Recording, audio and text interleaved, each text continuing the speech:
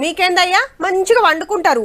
పొద్దుగా లేచి ఆకిలు ఉడవాలే, అలుకు జల్లాలే, అంట్లు దోమాలే, అయ్యగారికి ఉడుకుడుకు షాయి వేసిస్తే గప్పుడు లేస్తారు తీరువాటంగా అని మా అక్కలు ఎంత గులుగుతున్నారో నబ్బా.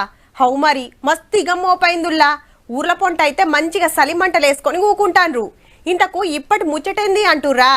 2 సెద్దలు ముదురుకున్నా సలి అవుతలేదులే. అయితే ఒక పారి గొంగడి కప్పుకొని చూడుర్రి ఎంత ఎచ్చగుంటదో. ఇప్పటోళ్ళకి ఏమరక పెద్ద మనుషులను మందలిస్తే చెప్తారు గొంగళ్ళ గొప్పతనము.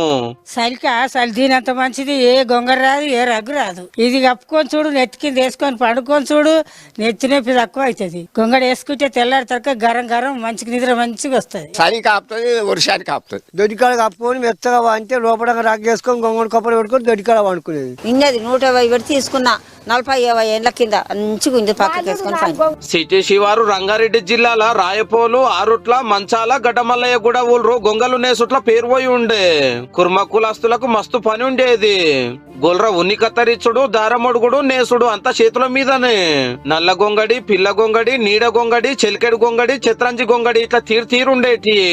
నల్ల గొర్రెతోటి అయితే ఉన్ని వెళ్తుంది. ఈ ఎర్ర గొర్రెతోటి